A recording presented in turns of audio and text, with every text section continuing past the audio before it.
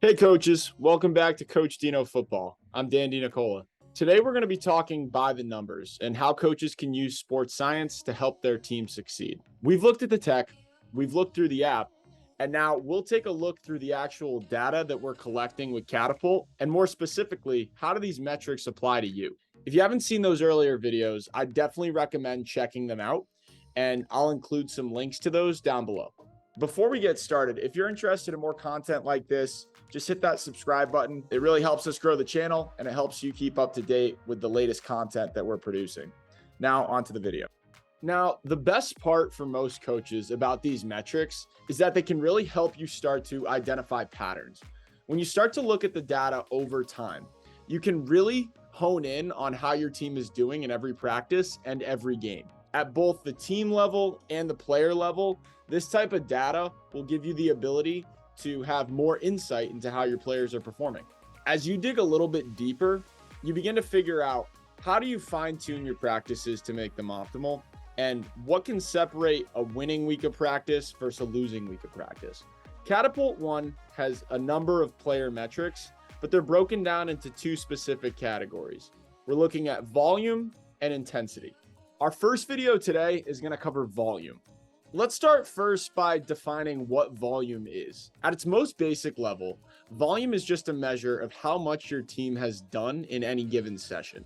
It lets you see the actual amount of energy your guys are expending in any game or practice. And this is really helpful because it gives you the tools to figure out what your team needs based on what you're really trying to accomplish. Intensity metrics, on the other hand, like speed and acceleration, those should be pretty consistent no matter what you're doing. So player volume isn't going to look the same on a Tuesday practice as it will on a Friday night. And a nail biter game isn't going to look the same as some blowout where you beat the team by 50. As a coach, you can really use this data to adjust the patterns based on what lies ahead. Some of the metrics on this list are pretty straightforward, but others might need a little bit more of an explanation. I'll try to cover everything in detail, but if you're interested in learning a little bit more, I've provided a link to Catapult's knowledge base right in this video. Now let's take a look at some numbers. First up is distance. Now that's pretty self-explanatory. Distance is basically how far a player has run since they turned on the pod. Since it's tracked by GPS, you can measure this in miles, yards, meters, whatever makes the most sense for you. So distance can be very useful, especially when you start to look at how far a player or a position group runs during the average game and adjusting your practice to make sure that you're hitting those targets, or at least a fraction of those targets that makes sense. On a similar note, one of the other metrics here is sprint distance. So sprint distance measures how far a player runs at a high speed, and you have the ability to set that speed threshold when you start out. This is really one of the most important metrics to ensure that your practices are matching the demands that your players are going to face in a game. So using sprint distance, you can structure your conditioning to avoid overtraining, undertraining. You can really make sure that your guys are ready for the challenge ahead while still having enough energy to make it happen. So next up is one that I get asked about a lot. That's power plays. Power plays are essentially just high energy bursts like sprints and sharp accelerations. So the number of power plays help you understand the number of intense actions that a player was involved in. Basically, how physically demanding was a game or practice. This can also be helpful when comparing players.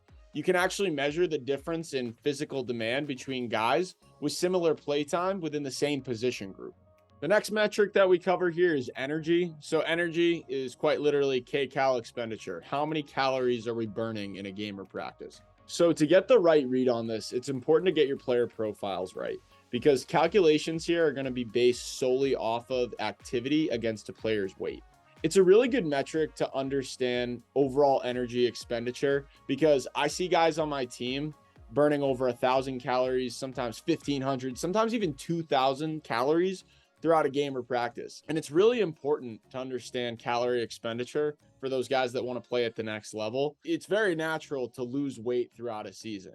If you're burning 2,000 calories in a practice or, in a game, it's really important that you replenish your body with the correct fuel after to make sure that you're not losing too much weight throughout the season.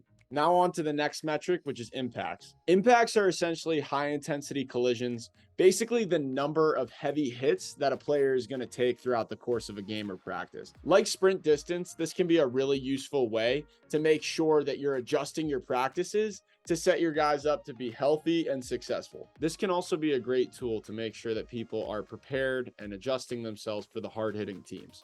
You can also adjust your practices based on this metric and the recovery needs of your players. The last metric we have here is player load. So player load measures the total load on a player's body in a single session. It's a combination of all the running that you're doing, all the jumping that you're doing, along with all the high impact stuff that you're completing in a game or a practice. So where calorie count can be a good way to look at what you've done overall, player load helps coaches understand how much their players have endured in a single game or in a single practice and what impact that's had on their bodies. Once again, this type of statistic is really good for understanding their conditioning, making player comparisons, and managing the recovery after a really intensive game. So that's it for today. As always, if you have any questions on topics that you'd like me to cover, please feel free to leave a comment, DM me. I'm at Coach Dino FB on both Twitter and Instagram.